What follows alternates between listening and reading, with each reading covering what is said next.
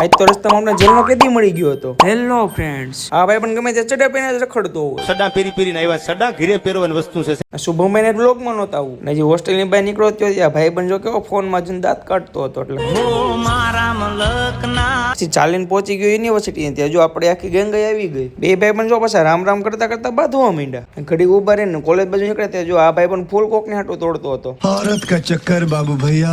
પછી નીકળી ગયા કોલેજ બાજુ ને. કોલેજ તો આવી ગઈ પણ જો રસ્તા ક્યારે આવશે એ કઈ ખબર નથી પડતી. ના એકલા કેટલા એન્ટ્રી ક્લાસમાં ઉપર જઈને જોયું ત્યાં ભાઈ બંધો જો મીંડો તો લખવા જો શેકાવના લેક્ચરમાં એક દાખલો ગણી અટેન્ડન્સ પુરાવી નીકળી ગયા સીધા બ્રેકમાં જઈને જોયું તો હું ને કા ભાઈ બંધ છે ખાલી કબૂતર જ ફરકતું હતું. ના પછી ધીમે ધીમે સ્ટેડિયમ ભરાતો એટલે વાંધો ન, પણ આ બધે જો ફોનમાં જ ઘરી ગયા હતા. પછી ઘડીક બેસીને આખી ગેંગ નીકળી ગઈ ક્લાસ બાજુ.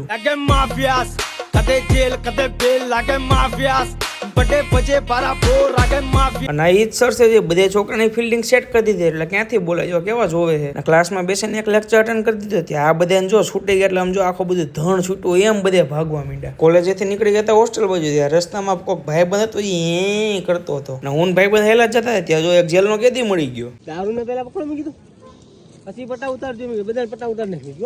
પછી કાંઈ નહીં જો ચાલતા ચાલતા પહોંચી ગયો સીધો હોસ્ટેલ ને આપણે બ્લોક કરી દીધો પૂરો.